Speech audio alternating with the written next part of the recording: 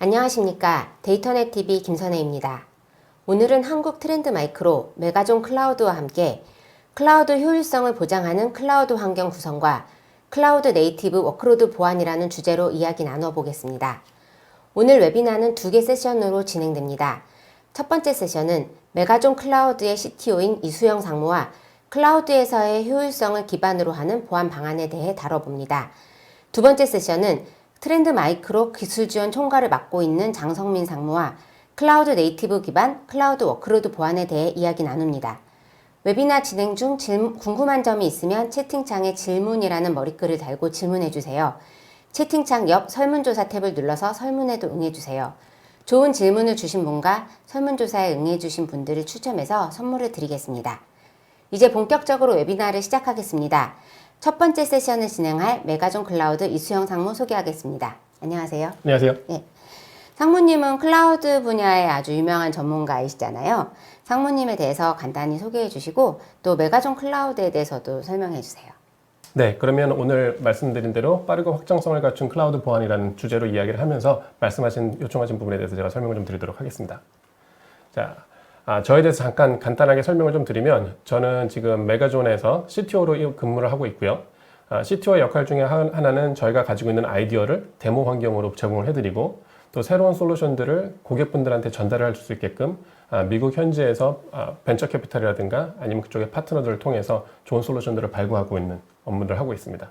그리고 저희 메가존 클라우드의 보안 사업팀을 제가 또 리딩을 하고 있고요. 아들 둘을 두고 있는 아버지로서 기존에는 이제 클라우드 패세지라는 회사, HP, 그리고 코스콤, 그리고 AWS에서도 한국에서도 근무를 한 적이 있었습니다. 메가존 클라우드는 사실상 2018년도에 모 회사인 메가존에서 분사를 하게 되었고요.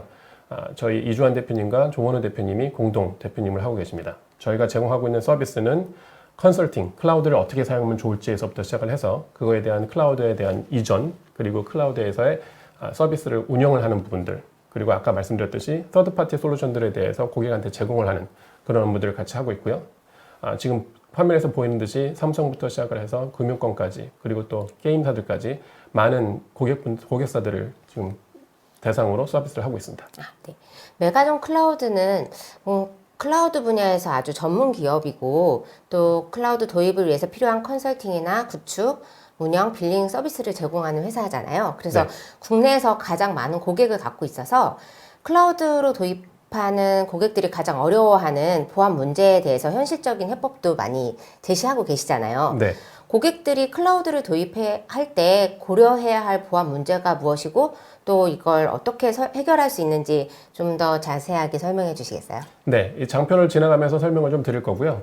오늘 말씀드렸던 이제 호스트 기반의 솔루션들을 왜 적용하는지 그리고 그런 부분들을 왜 고려를 했는지에 대해서 제가 장표를 그럼 진행을 하면서 좀 설명을 좀 드리도록 하겠습니다.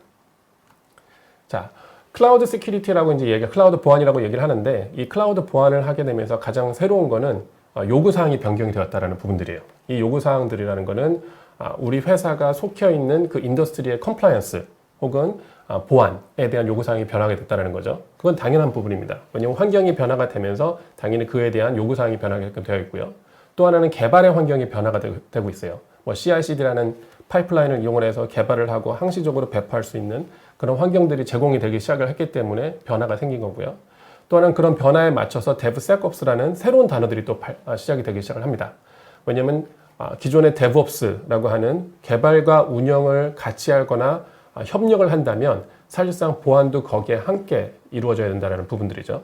그리고 Continuous Security, Continuous Compliance는 제가 저희 고객분들한테 항상 말씀드리는 부분인데 개발도 지속적으로 항시 배포가 할 수 있게끔 그거와 맞춰서 보안과 컴플라이언스도 항시 지원이 가능해야 된다는 부분을 제가 말씀을 드리는 거고요. 그러다 보니까 그런 환경을 위해서 새로운 솔루션들이 나오고 새로운 그 단어들이 나오기 시작하는 게 CWPP, CSPM 이런 부분들이 나오기 시작을 하는 부분들이고 그 두 번째 단계에서는 우리가 클라우드에서는 항상 모든 게 변화한다라고 말씀을 드렸는데 그 변화하는 환경에서 어떻게 보안을 적용하고 고민을 해야 될지에 대해서 설명을 좀 드리려고 하고 있습니다. 자, 아까 말씀드렸듯이 새로운 요구사항들이 발견이 되기 시작을 합니다. 클라우드에서 ISMS는 어떻게 할 것인가, 예를 들어서 컴플라이언스를. 근데 사실상 중요한 거는 제가 고객분들 항상 말씀드리는 거는 컴플라이언스라고 하는 ISMS, PCI DSS 등등등 지금 화면에 나오는 이 컴플라이언스는 보안을 최소한의 보안이 필요로 한 항목으로 만들어진 거예요. 저거는 회사와 내가 속해 있는 그 금융권이다 라고 했을 땐 PCI DSS를 적용할 때 그 외에도 상당히 많은 내가 사용하고 있는 환경에 맞춰서 보안 요구사항들이 많은데 단순하게 이제 제가 걱정하는 부분들은 고객분들하고 이야기를 하면 우리는 컴플라이언스를 다 맞췄습니다. 가 마치 보안이 완벽하게 적용이 됐다라고 생각하시는 부분들이 가장 많이 아쉬운 부분들이고 그래서 제가 이 세션을 시작하기 전에 고객분들한테 말씀드리고 싶은 부분은 컴플라이언스는 최소한의 요구사항이지 우리 회사가 지켜야 할 보안의 최고 요구는 사항은 아니다라는 부분을 좀 말씀드리고 싶습니다. 아까 앞에서 말씀드렸듯이 이제 환경이 변하게 됩니다. 개발자들이 좀 더 많은 파워를 가지게 되고 기존의 운영이라든가 보안하시는 분들이 개발이 완료되었을 때 미팅을 한다거나 아니면 인볼브가 됐던 부분들이 이제는 사실상 처음 기획에서부터 그런 같이 업무를 하고 같이 협업을 하는 상황이 됐어요. 그래서 가장 핫했던 단어, 지난 5년 동안 이 이제 CI/CD라는 단어입니다. 그래서 이제 많은 대기업이나 혹은 클라우드에서 시작한 회사들은 이미 CI/CD에 대해서 굉장히 많은 노하우를 가지고 있고 그만큼 개발을 빨리 할 수 있는 장점들을 가지게 됩니다. 근데 이제 문제가 되는 건 뭐냐면 그렇게 개발을 빨리 하고 내가 원하는 환경을 빠르게 서비스를 진행을 하고 또 버전 업그레이드를 하고 발견된 문제점들을 해결하는데 시큐리티라는 단어들이 포함이 될 수밖에 없어요. 왜냐하면 변화가 있다는 건 그 변화에 맞춰서 보안성도 점검을 해야 되는데 그러다 보니까 아까 말씀드렸듯이 기획에서부터 보안을 하자라는 말이 이제 시작이 되면서 DevSecOps라는 단어들이 시작이 됩니다. 근데 이게 문제가 있는 게 뭐냐면 항상 우리도 가족이 아이들이 3명이 있다거나 가족이 굉장히 많다 보면 가운데 껴있는 사람이 항상 위에서 치고 아래에서 치는 경우들이 생깁니다. 그러다 보니까 DevSecOps라는 가운데 껴있는 저 시큐리티가 사실은 이제 중간에 껴서 사실 디벨로퍼한테도 업스한테도 계속 치이는 일들이 생기면서 운영을 하면서 내가 어떤 보안을 해야 된다는 게 뒷전에서 이루어지는 경우들이 있다 보니까 이 CI/CD와 DevSecOps를 어떻게 효율적으로 관리하고 또 협업을 할 수 있느냐가 굉장히 중요한 일들이 된 거죠. 그러면서 아까도 말씀드렸듯이 CI/CD에 맞춰서 보안과 컴플라이언스도 함께 변화가 돼야 되는 상황이 됐습니다. 그래서 이제 제가 말씀드리는 거는 Continuous Security와 Continuous Compliance다. 즉, 내가 1년에 한 번 ISMS를 받아서 그때 당시에 내가 ISMS에 문제가 없었다. 그리고 완벽하게 도장을 받는다고 해서 그 1년 내내 동일한 환경이 유지되는 게 아니라 지속적으로 변화하기 때문에 사실상 내가 컴플라이언스를 항상 유지하고 있다는 것을 개런티할 수가 없어요. 그런 부분들은 또 보안적으로도 마찬가지입니다. 오늘 새벽에 우리 개발자가 프론트엔드나 백엔드 혹은 서비스 레벨에서 새로운 거를 개발을 해서 새로운 기능을 추가를 했을 때 그 기능들을 추가했을 때 어떻게 그 보안성이 유지되고 있는지 그 새로운 기능으로 인해서 보안은 어떻게 변화되는지 보안 현황은 그런 부분들을 확인하기 위해서는 CI/CD와 함께 CSCC가 함께 고려되어야 한다는 부분이죠. 그래서 제가 지금 말씀드렸던 CSCC를 지금 설명을 좀 드린 부분이고 이 CSCC라는 거는 사실상 많은 분들이 그러면 내가 운영하고 있는 서버에 대해서만 보안을 적용하면 되는가라는 퀘션을 갖고 계십니다. 그래서 지금 시장에서 나오는 단어들이 CWPP와 CSPM이라는 단어들이 나옵니다. 제가 아까 말씀드렸던 CSCC, Continuous Security, Continuous Compliance는 이 두 개 텀을 다 같이 고려를 하셔야 돼요.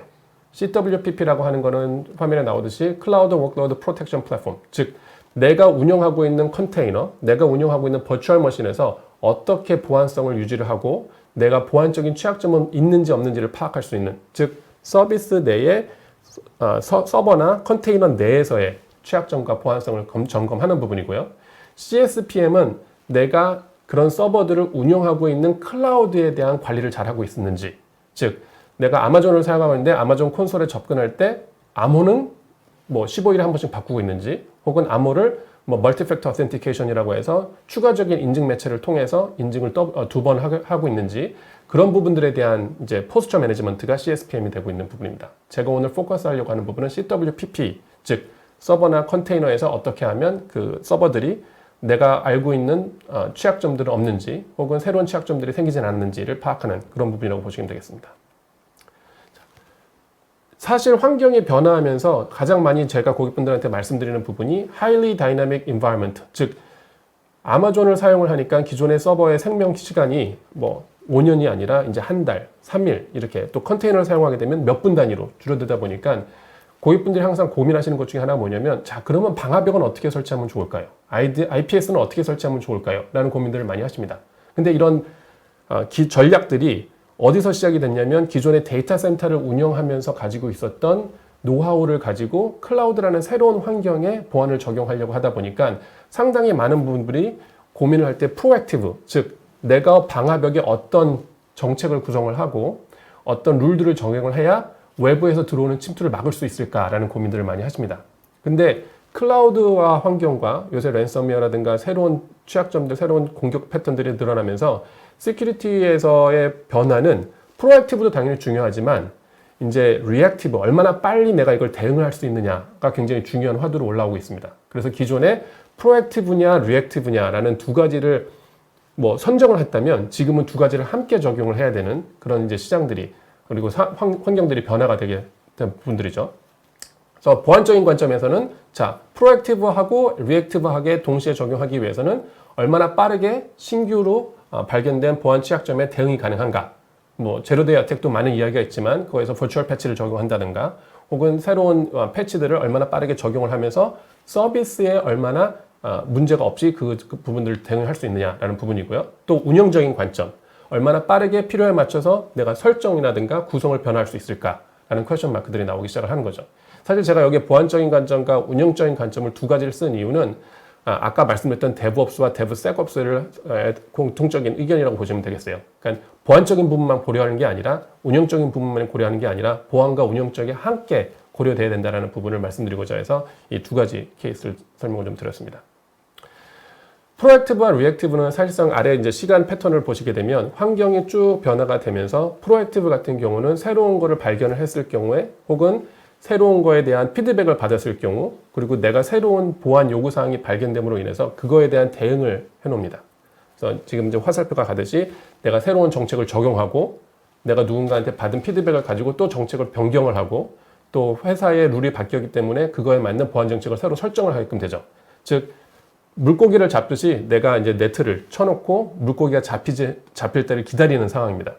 리액티브는 실제적으로 내가 공격을 받았거나 혹은 문제점이 있는 즉시 변경이 가능한 부분들이에요.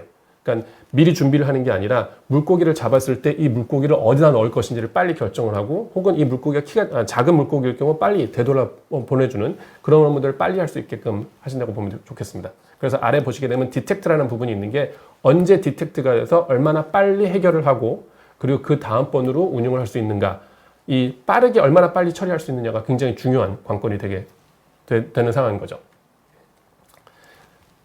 세 번째로는 제가 이제 호스트 베이스의 워크로드 시큐리티, 즉 호스트 기반의 보안을 적용할 때 어떤 장점이 있고 어떤 단점이 있을까라는 부분을 제가 좀 설명을 좀 드리려고 하고 있습니다. 그 프로스 앤 컨스로 제가 총 4개와 3개를 지금 리스트를 올려놨는데요. 요거는 제가 장표를 통해서 좀 설명을 좀 각각별로 좀 드릴 수 있도록 하겠습니다. 예, 근데 상무님, 네. 그 요즘에 그 CWPP로 소개되는 제품이 굉장히 많은데, 네. 그들은 보면은 이제 기존의 에이전트 기반으로 호스트에 설치되는 그런 솔루션은 뭐 컨테이너라든지 서버리스라든지 이런 데는 사용할 수 없고, 네. 또 호스트가 많고 에이전트가 많아지면 그걸 관리하기도 너무 어렵다. 그래서 에이전트가 없는 CWPP가 필요하다. 네. 이렇게 많이 강조를 하잖아요. 네, 맞습니다. 트노에서도 그런 얘기를 많이 하고 있고요. 네. 근데 특별히 호스트 기반의 에이전트가 있는 이 솔루션이 필요하다고 강조하시는 이유가 있을까요? 네, 사실 이 호스트 기반의 에이전트 기반의 보안은 예전에도 있었고 또 지금 말씀하신 것처럼 에이전트를 관리하기가 어렵다 보니까 또 그 IPS, IDOS 같은 어플라이언스 기반으로도 변경이 되었다가 또 클라우드라는 새로운 환경 때문에 다시 에이전트라는 방식이 다시 또 도입되는 상황이에요. 근데 이제 여러 회사들이 여러 가지 방식으로 관리를 하고 있지만 이 호스트 기반의 에이전트를 안 넣고 외부에서 뭐 에이전트레스로 관리하는 게 맞지 않겠느냐. 이거는 예전에도 에이전트 기반의 뭐 안티바이러스만 하더라도 뭐 호스트 기반으로 하는 게 맞느냐.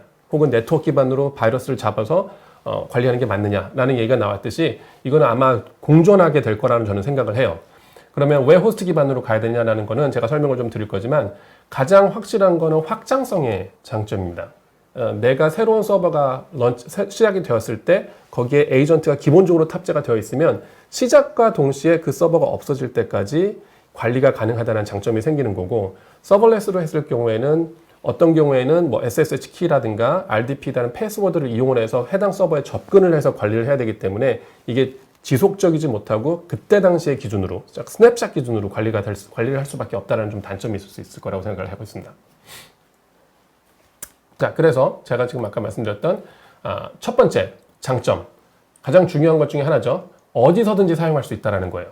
자, 제가 퍼블릭 클라우드를 사용을 하고 있지만 퍼블릭 클라우드를 아마존을 사용할 수도 있고 구글을 사용할 수도 있고 마이크로소프트를 사용할 수도 있을 거고요. 또 혹은 제가 기존의 데이터 센터를 이미 운영하고 있을 수도 있습니다. 거기에는 버추얼 머신을 사용하기 위해서 하이퍼비라든가 프록스먹스라든가 VMware를 이미 사용할 수 있을 거라는 것이죠. 운영하는 사람 입장에서는 이 보안적인 관점이 동일한 정책으로 이 서버가 어디에 있던 간에 동일한 정책과 관리의 포인트가 필요로 하다라는 것을 모든 분들이 다 긍정적으로 생각하시고 있을 거예요. 다 필요로 하시다고 생각하시고, 그렇기 때문에 동일한 에이전트로 어디에 위치해서든 사용할 수 있다는 게 굉장히 큰 장점으로 보실 수가 있겠습니다. 또 서버들은 버추얼 머신들이 뭐 언프렘 프라이빗 클라우드에서 또 퍼블릭 클라우드로 이동할 수도 있고 마이그레이트 할 수도 있는 거고, 또 AWS에서도 애저로 움직일 수도 있고 또 다른 쪽으로 움직일 수도 있기 때문에 이 에이전트가 있는 한 동일한 정책으로 보안을 유지할 수 있다. 그리고 보안 현황을 파악할 수 있다는 건 굉장히 큰 장점이라고 설명을 좀 드릴 수 있고요. 두 번째는 이 에이전트 기반으로 운영을 한다는 게 상당히 다른 솔루션들에 비해서 혹은 다른 방식에 비해서 상당히 쉽다라는 부분이죠. 뭐 아주 간단해요. exe 파일을 설치를 하던 아니면은 뭐 스크립트를 이용을 해서 내가 운영하고 있는 서버에 설치를 하면 그와 동시에 보안 정책이 적용이 된다는 게 굉장히 큰 장점이죠. 굉장히 어렵지 않게 구현이 가능하다는 부분입니다. 그 구현을 하기 위해서는 물론 수동적으로 할 수도 있겠지만 앤서블이라든가 셰프 퍼펫, 솔스택, 뭐 그리고 AWS 제공하는 시스템스 매니저 혹은 버추얼 머신의 이미지를 사용해서 이미 에이전트를 심어놓고 그 에이전트를 서버들을 만들어내는 그런 방식으로 구현이 가능하기 때문에 서버가 아까도 말씀드린 서버가 가동이 되면서 그리고 서버가 이제 마지막으로 끝날 때까지 이 에이전트가 지속적으로 관리가 가능하다는 게 큰 장점입니다.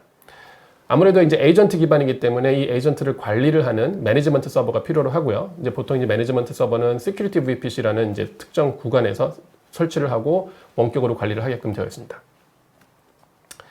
또 하나는 우리가 클라우드를 사용하는 가장 큰 이유 중에 하나가 뭐냐면 확장성이잖아요. 이 확장성이라는 게 굉장히 중요합니다. 내가 클라우드를 사용을 하면서 확장성을 고려를 안 한다라고 하는 거는 사실 굉장히 큰 부분을 놓치고 있다라고 저는 생각을 하고 있고요. 아까도 말씀드렸듯이 설치가 쉽고 또 버추얼 머신 그 이미지에 설정할 수도 있고 혹은 아까 말씀드렸던 저런 툴들을 이용해서 손쉽게 설치할 수 있기 때문에 내가 사용하고 있는 웹 서버가 오늘 100개였다가 내일 1000개가 되더라도 추가적인 업무를 하거나 추가적인 운영 현상에 문제가 없이 확장이 가능하다는 게 굉장히 큰 장점이라고 설명을 좀 드릴 수 있겠습니다.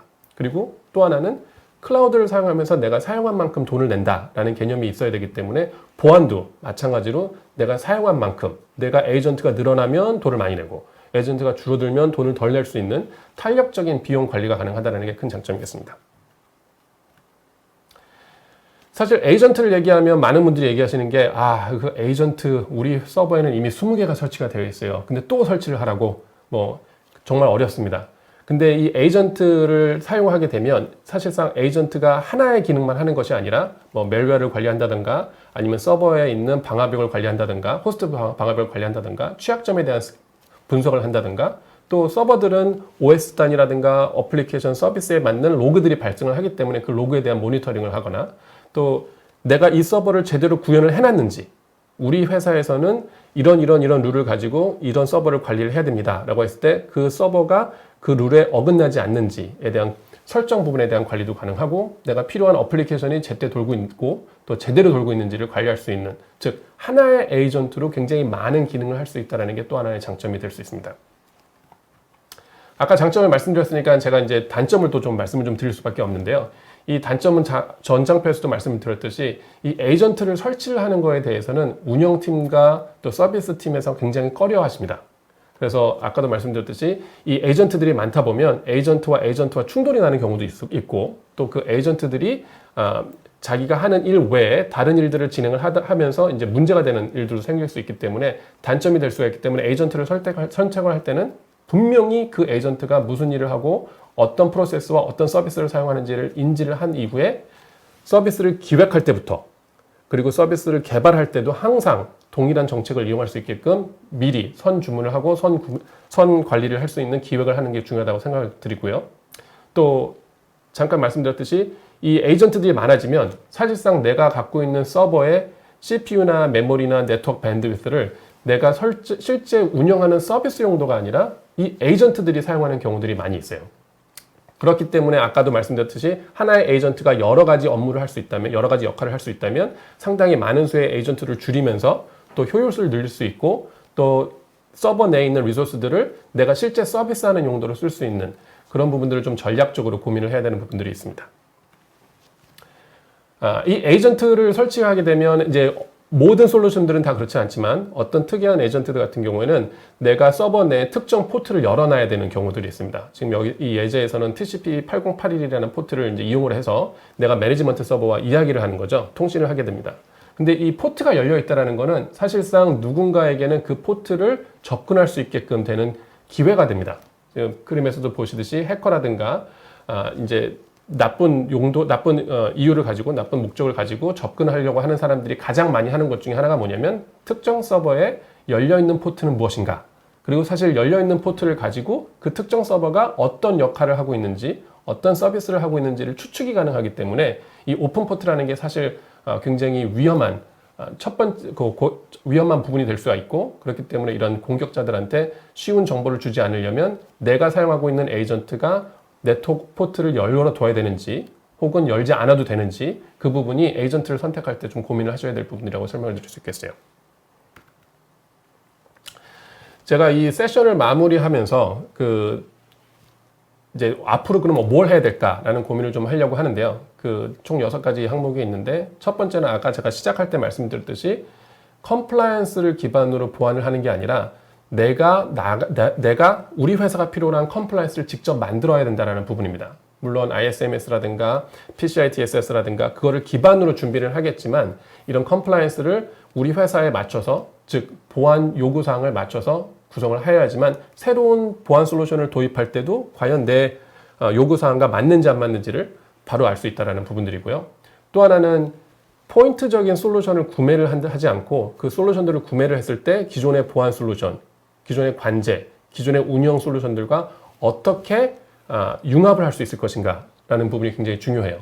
개별적으로 운영하고 개별적으로 정보를 얻는다라는 거는 굉장히 어려운 부분들입니다. 왜냐하면 굉장히 많은 정보들을 받기 때문에 그 정보를 갖고 의미 있는 정보를 만들려면 아까 말씀드렸듯이 융합을 하도록 하자.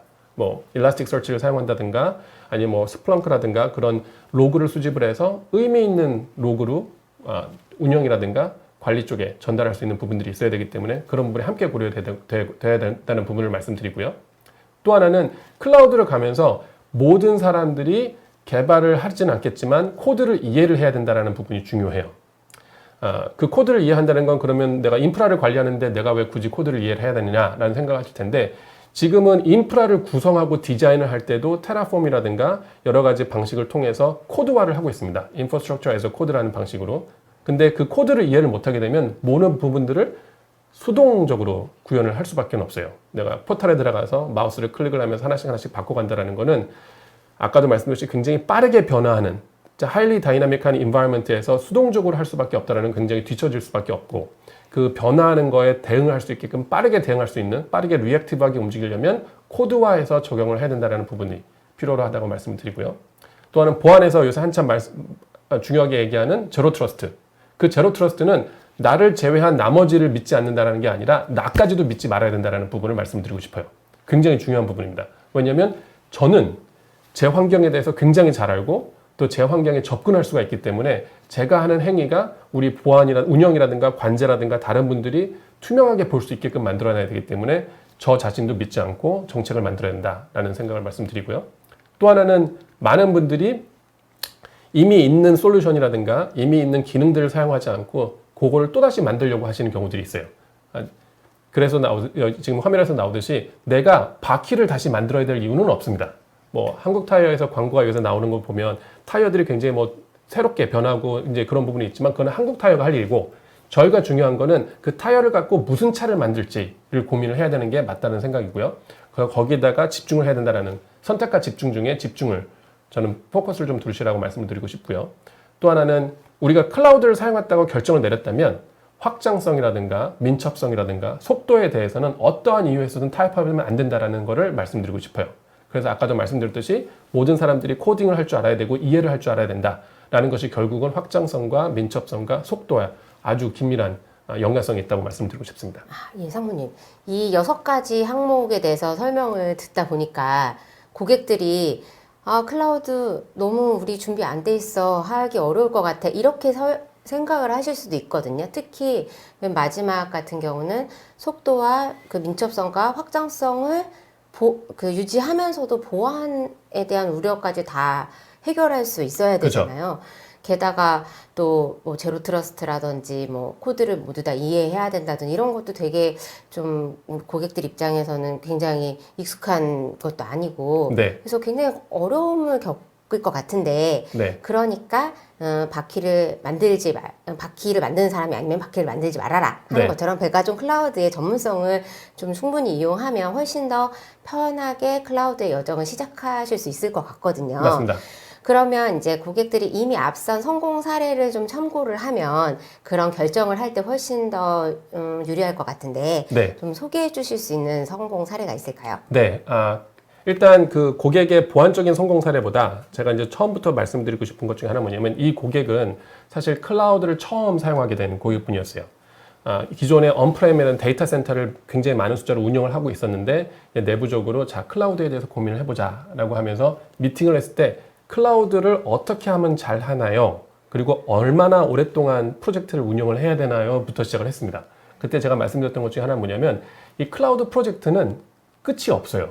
아까도 말씀드렸듯이 서버가 계속 지속적으로 새로 발견이 되고 새로 올라오고 또 개발이 계속 또 지속적으로 되고 있기 때문에 이 클라우드 저니는 네버 엔딩 스토리라고 보시면 되겠어요. 그 네버 엔딩 스토리의 중요한 부분이 또 이제 보안적인 부분들이고요. 그래서 이 고객이 기존에 언프렘에서 갖고 있었던 보안적인 정책들이 있었습니다. 방화벽 정책, IDS, IPS 정책, 안티바이러스 정책, 거기에는 이제 ISMS라는 표준도 지켜야 됐어야 됐고, 이분들이 기존에 갖고 있던 솔루션들을 가상화된 솔루션으로 이제 클라우드에 얹으시고 싶어 하셨습니다. 물론 그것도 문제는 안 돼요.